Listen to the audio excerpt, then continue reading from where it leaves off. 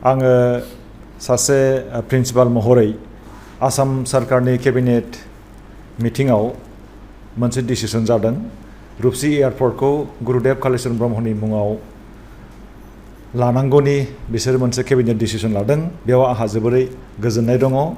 आं मिजिंथिदों cabinet decision जानायनि उनाव एसेम्ब्लियावबो बियो आजावजागोन। बेनिफ्राय भारत सरकाराबो आसामनि जि प्रप'जेल बेखौ एक्सेप्ट खालामगोन। रुपसी एयारपर्टआ गुरुदेव कालीचरण ब्रह्म एयारपर्ट महरै बयजोंबो मिथिजागोन बेखौ आङो मिजिंथिदों।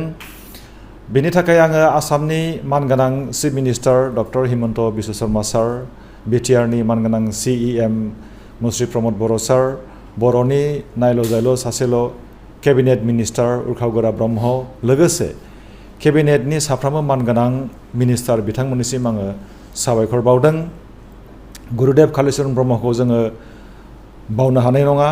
गुरुदेव कालीचरण ब्रह्मआ जों बर' हारिनि थाखाय खामानि मावलांदों। राव, थुनलाइ, सोलोंथाइ मोनफ्रोमबो बिथिङाव बिथाङा जोंनो लामा दिन्थिलांदों। बिथांनि फिल'सफिया थांनानै थानांगौ।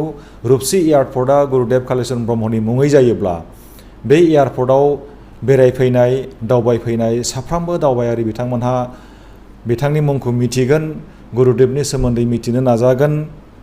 अब्ला गुरुदेवनि फिल'सफिया गुवार जागोन आरो गुरुदेवनि फिल'सफिया जोंनि समाजाव थांनानै थानांगौनि जोबोरै गोनांथि दङ। बिथांनि लिडारशिप स्टाइला इउनिकमोन, रुजुजायैमोन।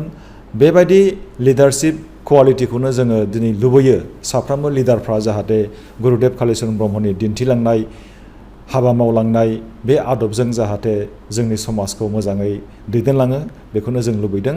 जोबनायाव मेडिया नोंथांमोननिसिम आं साबायखर बावहरदों आरो आं लुबैबावदों रुपसी एयारपर्टनि मुङा गुरुदेव कालीचरण ब्रह्म एयारपर्ट मुङै मिथिजाथों। साबायखर।